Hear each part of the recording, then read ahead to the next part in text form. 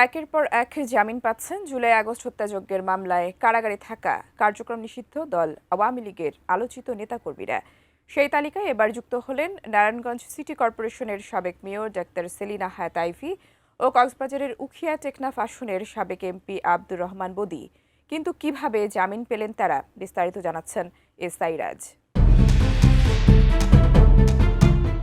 ২০২৪ সালের বৈষম্য বিরোধী ছাত্র জনতার আন্দোলনে পোশাক শ্রমিক মিনারুল হত্যা মামলা সহ ৫টি মামলায় নারায়ণগঞ্জ সিটি কর্পোরেশনের সাবেক মেয়র ডাক্তার সেলিনা হায়াত আইভীকে জামিন দিয়েছেন হাইকোর্ট। ২৬ ফেব্রুয়ারি বিচারপতি কে এম জাহিদ সারোয়ার ও বিচারপতি শেখ আবু তাহেরের সমন্বয়ে গঠিত হাইকোর্ট বেঞ্চ এই আদেশ প্রদান করেন।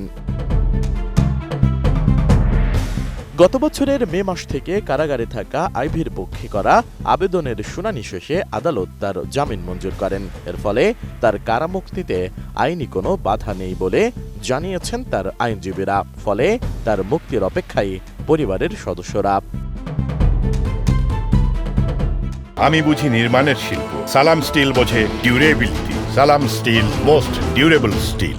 ২৪-এর ৯ মে ভোরে নারায়ণগঞ্জ শহরের দেওভোগের নিজ বাসা চুনকা কুটির থেকে আইভীকে গ্রেপ্তার করা হয়। পরে বৈষম্য বিরোধী ছাত্র জনতার আন্দোলনের ঘটনায় দায়ের হওয়া ৩টি হত্যা, ২টি হত্যা চেষ্টা মামলা সহ পৃথক মামলায় তাকে গ্রেপ্তার দেখানো হয়। এসব মামলার মধ্যে রয়েছে বাস চালক আবুল হোসেন মিজি হত্যা মামলা, আব্দুর রহমান হত্যা মামলা, মোহাম্মদ ইয়াসিন হত্যা ও পারভেজ হত্যা মামলা। এর বাইরেও পুলিশের ওপর হামলা ও সরকারি কাজে বাধা দেওয়ার অভিযোগে দায়ের করা একটি মামলায় তিনি অন্যতম আসামি ছিলেন। দীর্ঘ আইনি প্রক্রিয়া শেষে উচ্চ আদালত আজ সবকটি মামলায় তাকে জামিন দেওয়ার সিদ্ধান্ত নেন। আইভীর জামিনের খবরে স্থানীয় রাজনীতিতে নতুন করে আলোচনার জন্ম দিয়েছে। যদিও ২০০৩ থেকে ২০১১ সাল পর্যন্ত নারায়ণগঞ্জ পৌরসভার মেয়র ছিলেন আইভী। পরে নবগঠিত নারায়ণগঞ্জ সিটি কর্পোরেশনের ৩টি নির্বাচনে টানা জয়ী হন তিনি।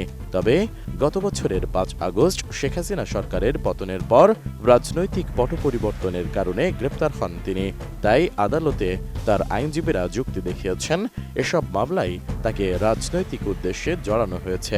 তিনি সরাসরি কোনো ঘটনায় জড়িত নন।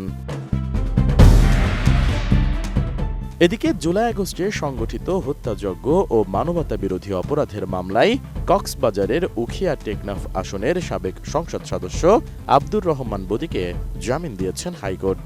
২৬ ফেব্রুয়ারি হাইকোর্টের একটি বেঞ্চ তার জামিন মঞ্জুর করেন। আদালত শুনানি শেষে নির্দিষ্ট শর্তে তাকে জামিন দেন বলে জানা গেছে। এর আগে ২০২৪ সালের ২০ আগস্ট চট্টগ্রামের পাঁচলাইশ এলাকা থেকে আব্দুর রহমান বদিকে গ্রেপ্তার করে র্যাব।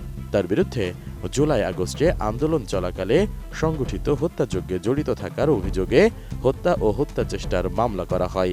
আজ হাইকোর্টের জামিন আদেশের ফলে কারাগারে থাকা আব্দুর রহমান বদির মুক্তিতে আর কোনো বাধা রইল না।